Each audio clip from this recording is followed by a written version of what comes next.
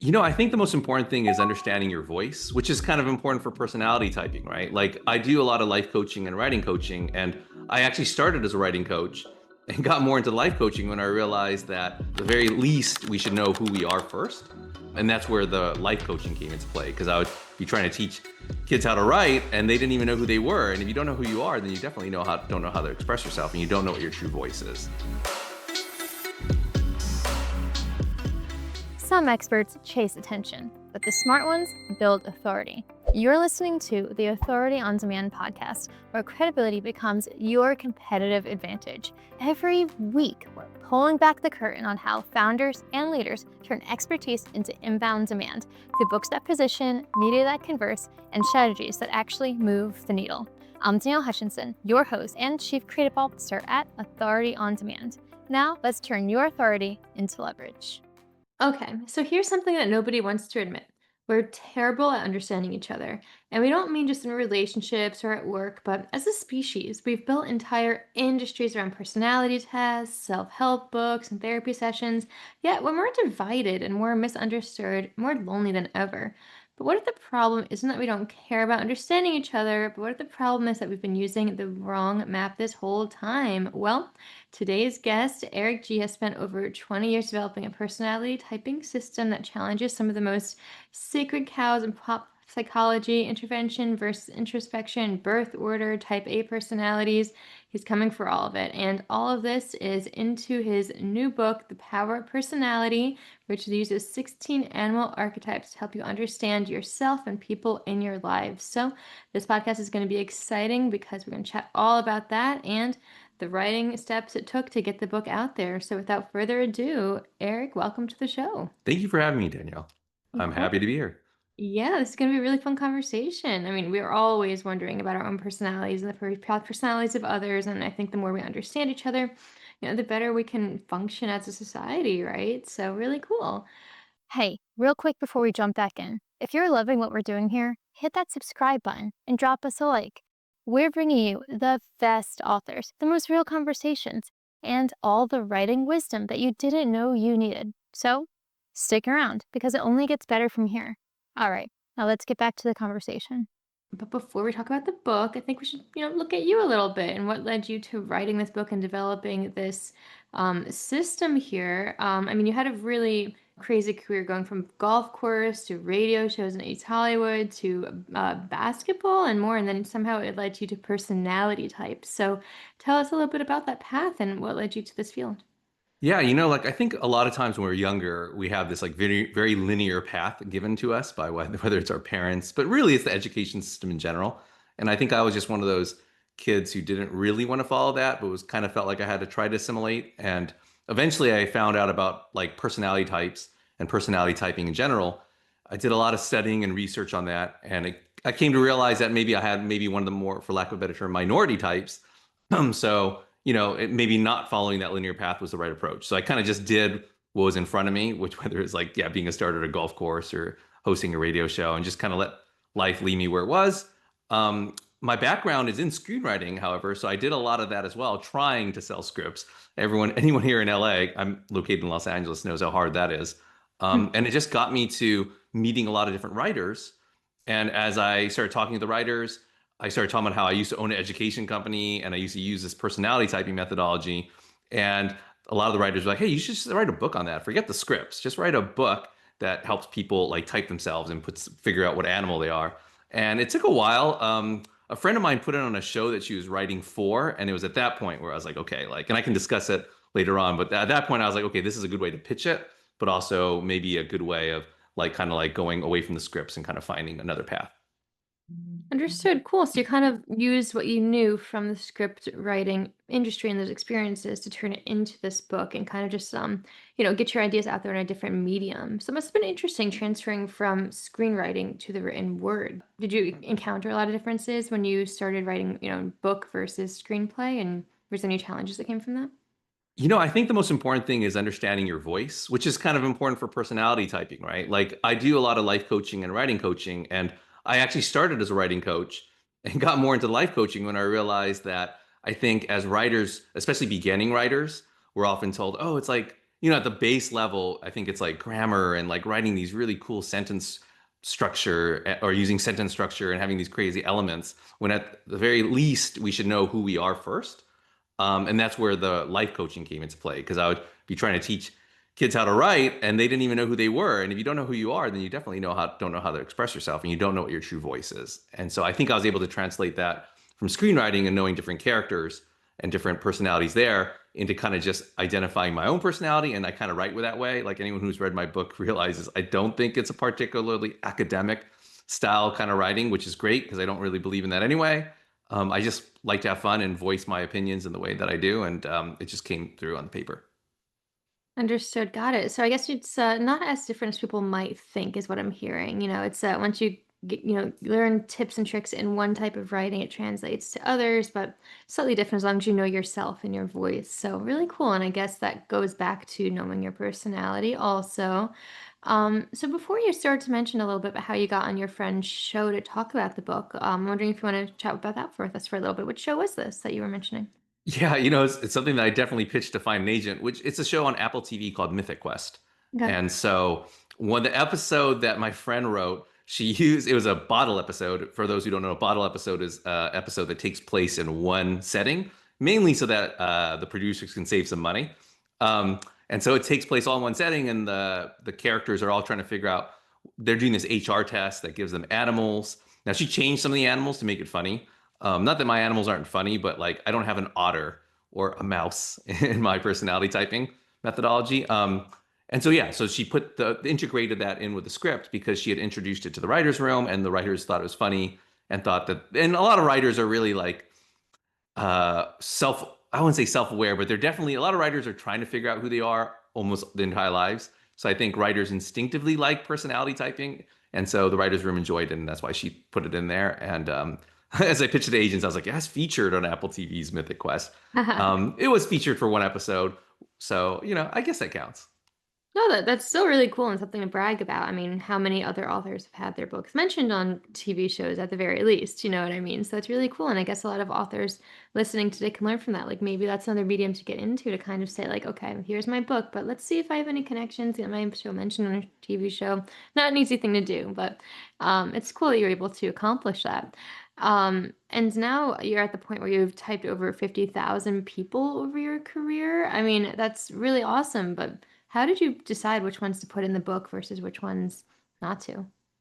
It just came to me on occasion, like where I would be trying to figure out, okay, this is an idea that I want to express. How am I going to express it? And normally I think the way my mind works is like, oh, I know this kid or I know this person. Obviously, if I'm mentioning students, I try to limit the number of students that I mention, just because at a professional level and they're younger. Um, but I think in general, like it just comes to me where I'm like, oh, I know a perfect example of this, and I didn't really think too much about it. I just pulled it and used it in there, as long as it fit. So I use a lot of like obviously personal anecdotes, a lot of pop culture references for people who like that kind of thing. I do, so I just throw it in. Understood. Got it. So kind of just picking out the ones that resonate most, I guess to say in a simple way. Hmm. Really cool. Now, I'm curious to know then, how did you even develop all of these personality types? I mean, there's so many, but you kind of combine them into different packs, right? Gatherers, hunters, shamans, smiths. Where did you come up with all this, and what was the research process behind it all? When I was a kid, I read all about like MBTI, Myers-Briggs, Enneagram, Kersey, and I think when you say 16 different animal types, I think the number 16 is very familiar to people. Anyone who's familiar with MBTI or Myers-Briggs, that's a very common thing that was developed maybe about 100 years ago. And I do talk about that in the book, but the way that I evolved it, which is appropriate since I'm using animals, is the way you go about getting that specific personality. And you mentioned hunters, gatherers, shamans, and smiths, because I do think that that helps a lot to think of people in four major groups or packs, as I call them, that share the same core value. And then within that pack, you'll have different people achieving that core value in different ways. So I think it helps because people can go, oh yeah, this person is like me, but they're not exactly like me, but they're definitely more like me than that person. I think that kind of helps people figure out, okay, there are tiers to this, right? Where you can be similar to these people, but then different also. And that's kind of why I started developing. And I went through college, knowing this stuff. And then when I started my education company, I really got to use like practical examples. I would teach all my teachers how to use it. And we would have about 1,000 students a year. So that would mean we'd have to type 1,000 students a year. And we'd try to type their parents if we could to kind of figure out that interdynamic. So yeah, it became a very useful tool, I think, for my teachers and of course myself.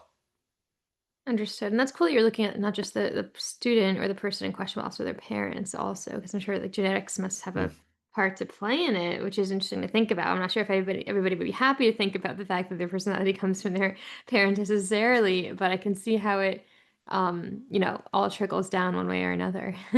Yeah, the ones who got the teachers who got it the best or the quickest and understood it the best were the parents actually, because they were like, oh, now I know why I hate my son and I love my daughter, or vice versa, right? Like they're always just like, okay, I mean, they're not going to say that, but they know why they have a preference for one child over the other. It's not because they love them differently, but it's because they might just have different personalities in them. And I think sometimes I think as parents, I'm not a parent myself, but I think parents often think, oh, we're going to be a chip off the old block, my kid. And, as we study the parent child dynamics with the 1,000 students we have every year, we realized that wasn't always the case. Oftentimes it wasn't the case. And sometimes that would cause conflict, right? If you have a parent who wants their kids to follow the rules and be a good kid and just be this fine, upstanding student, and their kid is a lot more adventurous and a lot more mischievous, that's not always going to gel particularly well.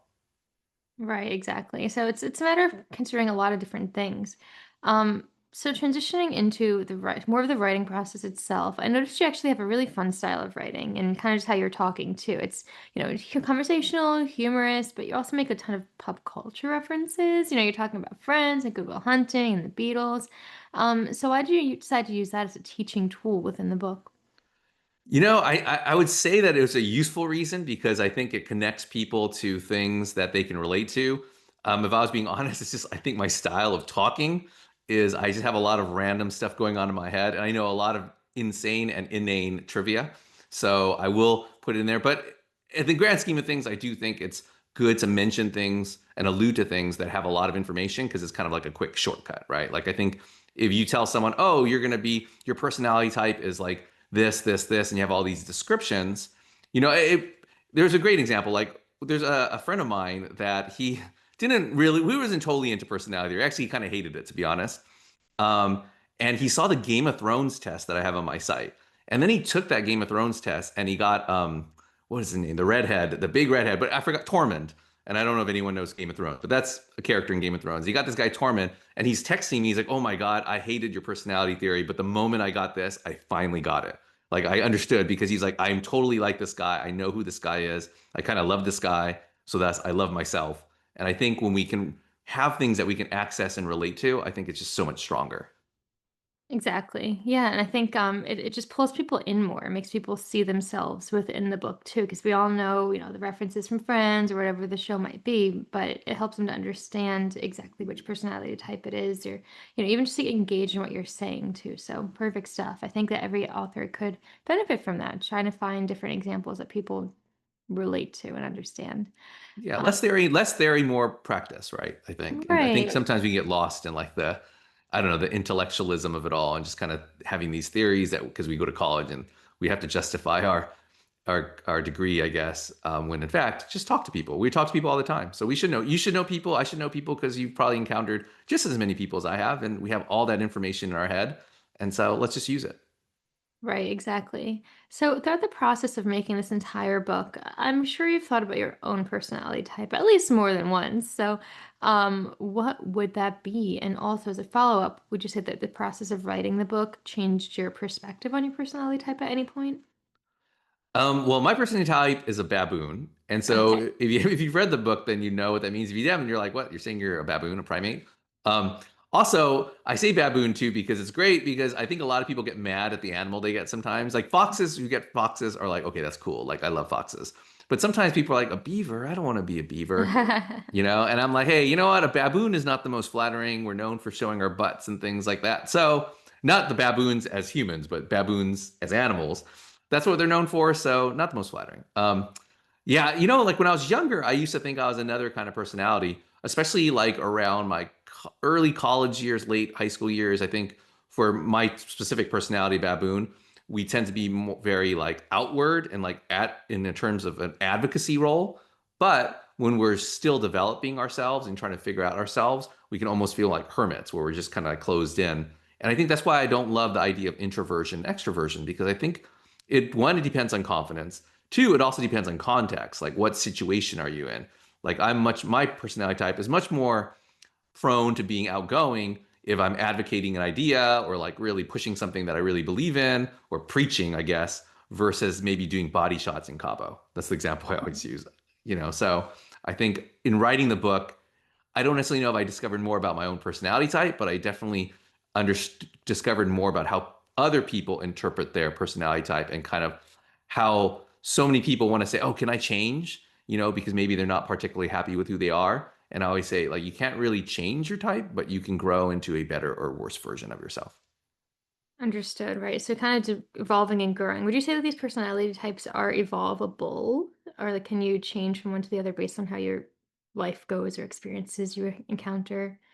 I'm always hesitant to say people can change, not because, I mean, it actually sounds bad at face value, but Mhm. then I feel like in my experience, when people say, oh, you can change, they really are just telling you can change into what they want you to be.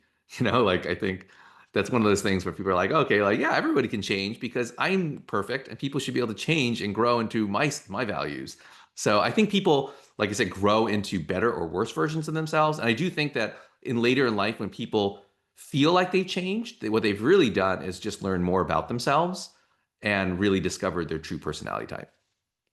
Understood. Got it. So, hey, I mean, before we got on this podcast, you said you might take a stab at guessing what mine might be. What would you have? I'm not sure to put you on the spot. Is this something you do often that you can kind of Oh talk yeah, for a I bit? love it. Whether I'm right or not, I don't know, but I love doing it. Like I kind of do it instinctively, not because it's like some kind of like it is fun, but I do feel like the point of the book too is I want people to have fun with it because we have Mhm. so many people in our lives, and I think trying to type people isn't about putting people into boxes. It's about thinking, oh, when this person did this, this kind of tells me about them. And when this person does this, it tells me about them. And I think if you make that a lifelong goal, you're going to constantly be learning more and more and more about the people you're around. And I think that is a benefit versus just like, putting someone to boxing. Oh, they're type A or they're Right. organized. But were you a good student? Yeah, definitely the opposite of procrastinator type person. Did you ever get in trouble by the teacher? Mm-mm, never. I would never be late. I was one of those kind of people.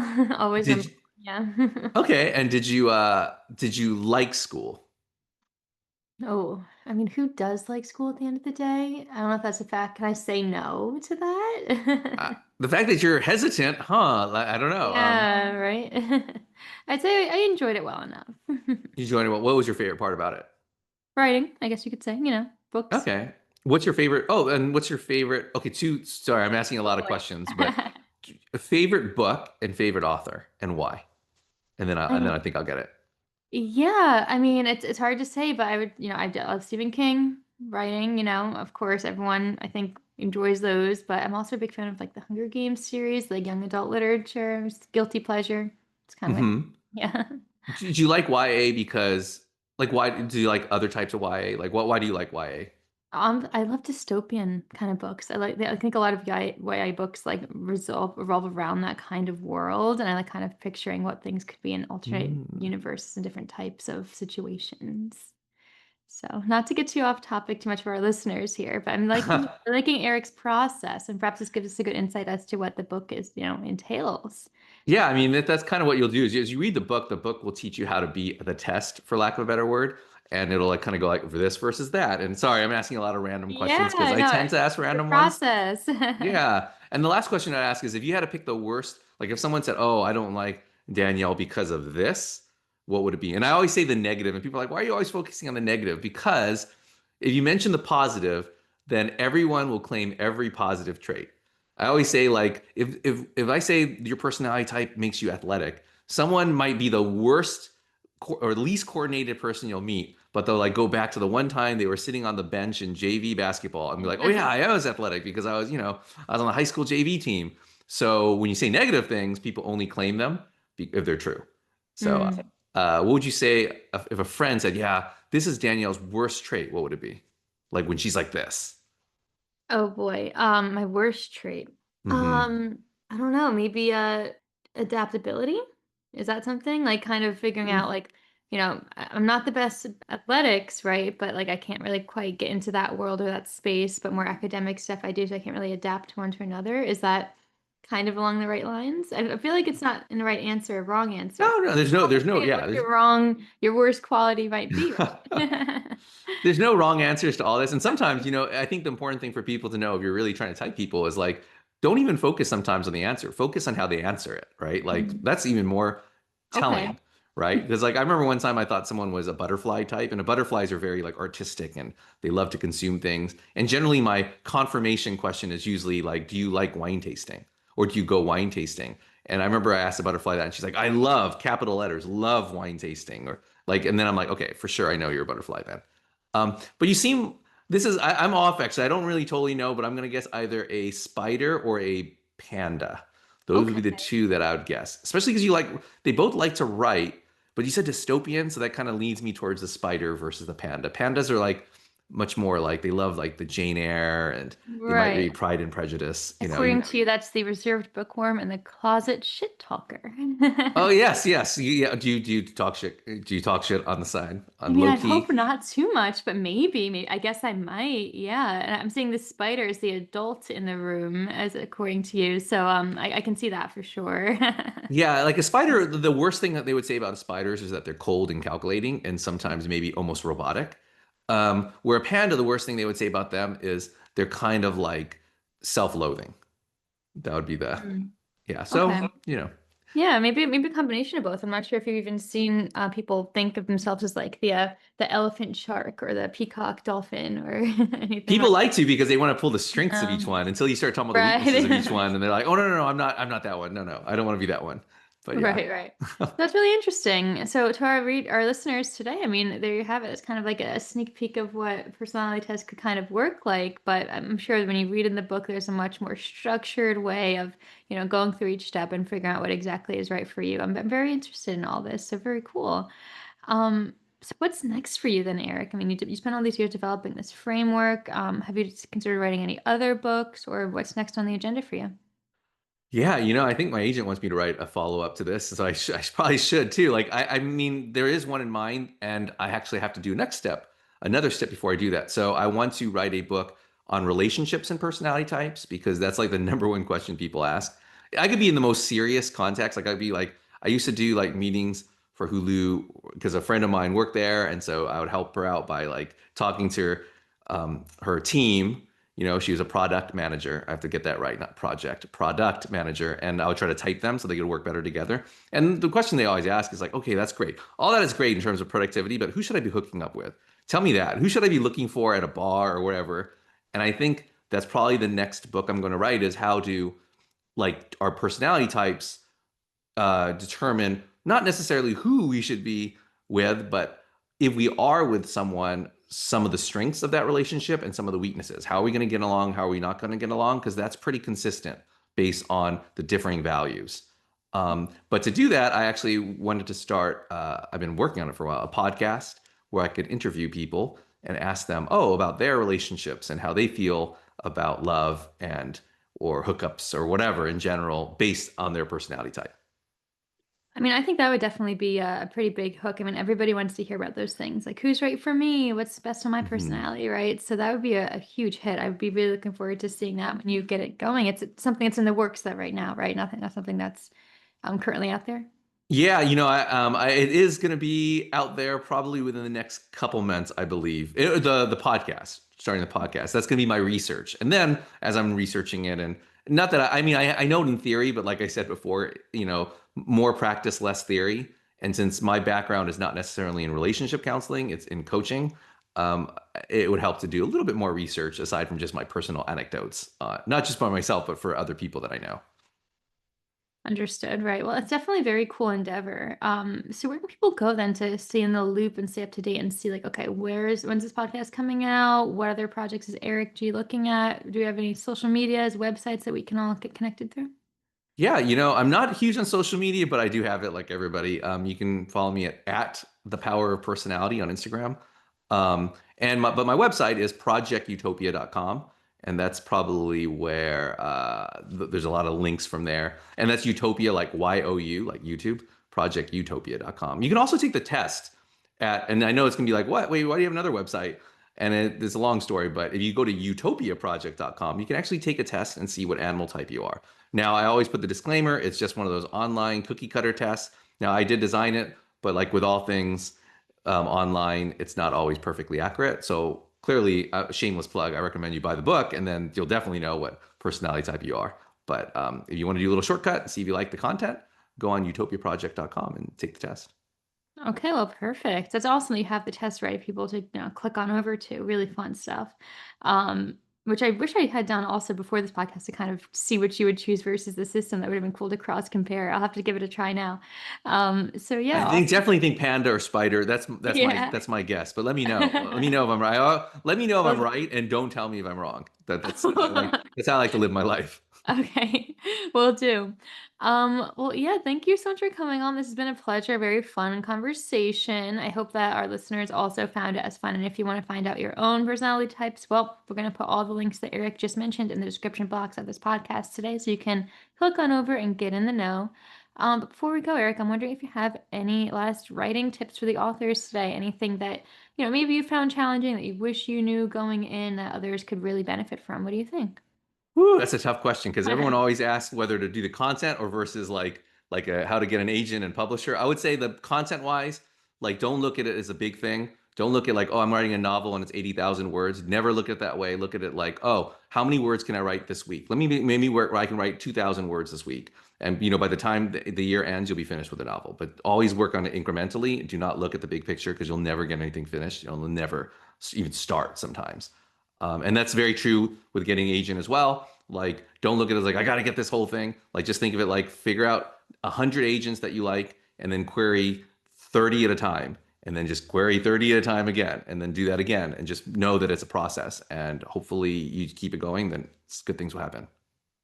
Understood. I like that. I think a lot of people can benefit from that. And I know what you mean by like you never know what direction to go with this because there is a lot of parts about writing, it's either the publishing or the writing process. So you think you nailed it on the ball right there. I mean, at the end of the day, that's what people need to know.